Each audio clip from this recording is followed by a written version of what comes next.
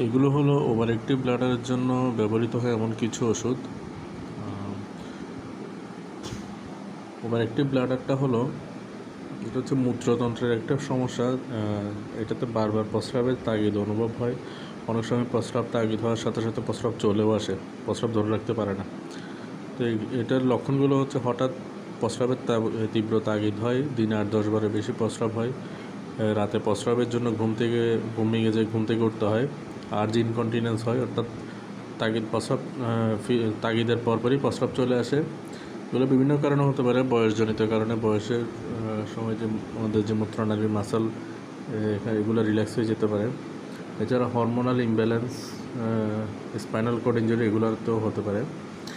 তো এগুলোর জন্য ব্যবহৃত ওষুধ হচ্ছে মিরাবেগ্রন, যেটা স্কোয়ারের মিরাডার 25 মিলিগ্রাম হিসেবে আছে।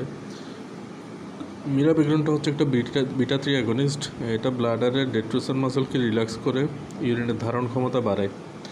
ফলে হুট করে প্রস্রাবের তাগিদ চলে আসলে প্রস্রাবের ধারণ ক্ষমতা বাড়ার ফলে প্রস্রাব চলে আসে না হুট করে।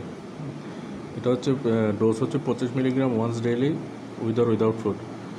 এরপর হচ্ছে সলিডারটা হচ্ছে সলিফেনাসিন সাকসিনেট। এটা 5 মিলিগ্রাম আর 10 মিলিগ্রাম ট্যাবলেট হিসেবে আছে।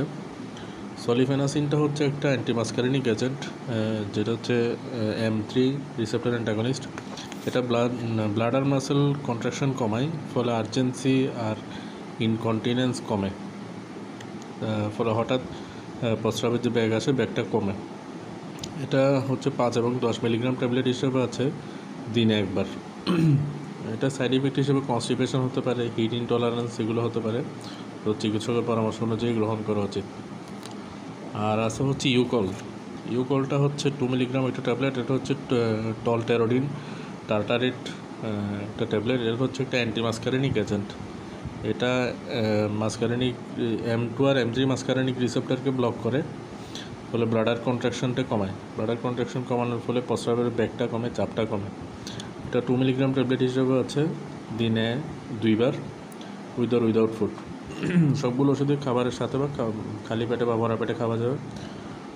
তো স্কোয়ারের এই 3টা প্রোডাক্ট ওভার অ্যাক্টিভ ব্লাডারের জন্য, মিরাডার 25, সলিডার আর হচ্ছে ইউকল 2।